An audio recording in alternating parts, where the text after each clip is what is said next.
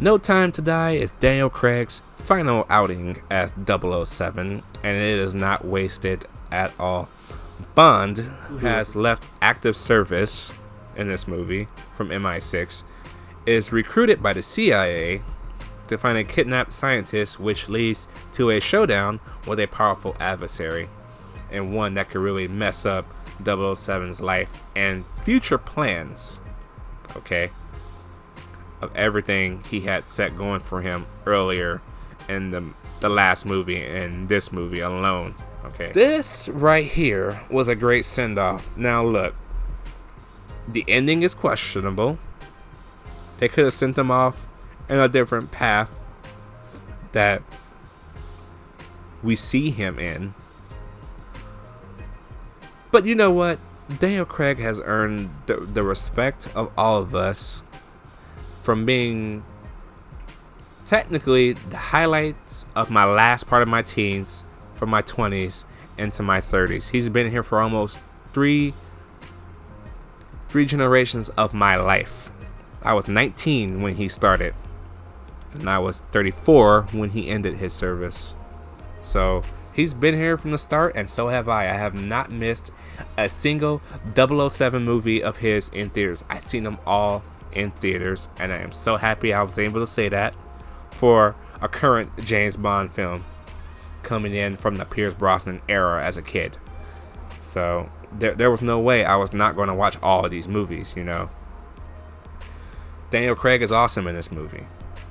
Again, he puts out a performance like no other. He never half-assed any of his 007 performances. I know he stopped giving a damn about playing 007 a long time ago, but he never let it show in any of his projects. He stuck committed to his guns to play this character to the end of his contract. I know he hated doing it. I really do. I know he hated talking about it because it took its toll on him. A lot of these 007 actors do take, these franchises do take their toll on people who play James Bond so long. So the fact that we got him for, what is this, 5 movies, I believe, a great conclusion for him. Even though you kind of feel bad a little bit for him, because we all thought he was getting replaced by Lashana Lynch's character in this movie, who also takes over the 007 mantra for a bit.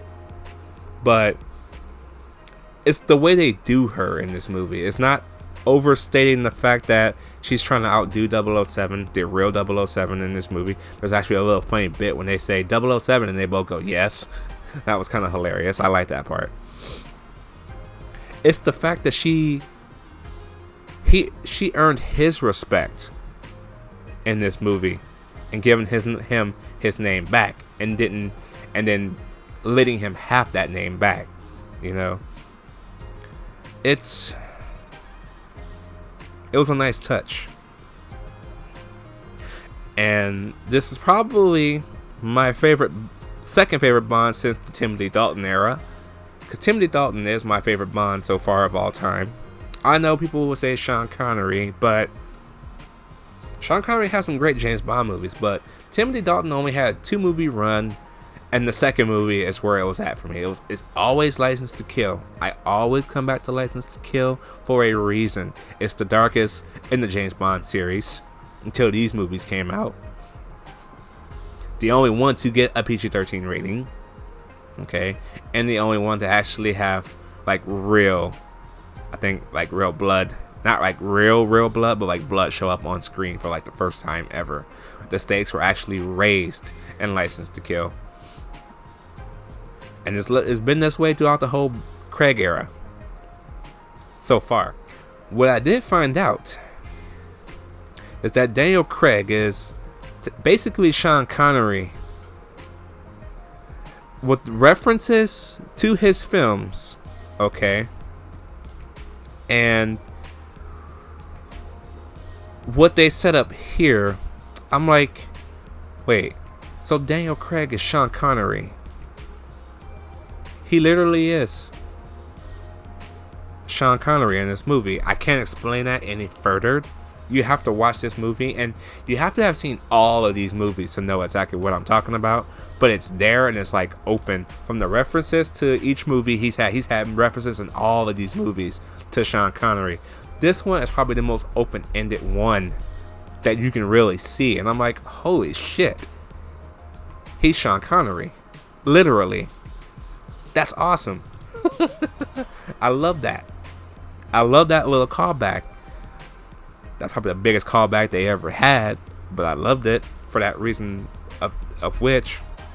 No Time to Die, I wish would have gave Christoph Waltz a better send-off than what they gave him here. It was kind of a let down how he went out.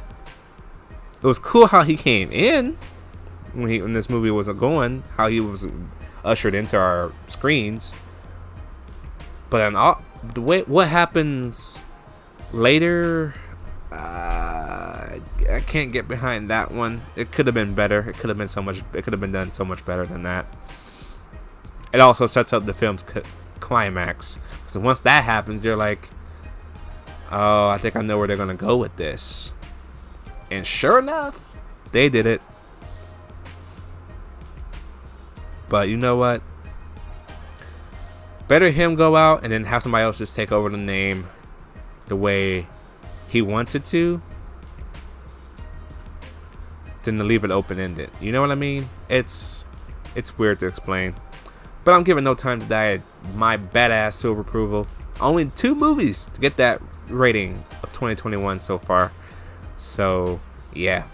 That was a good year for these 2 movies, for Shang-Chi and for No Time to Die.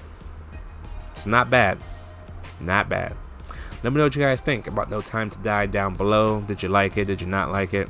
I will catch you guys in the next one.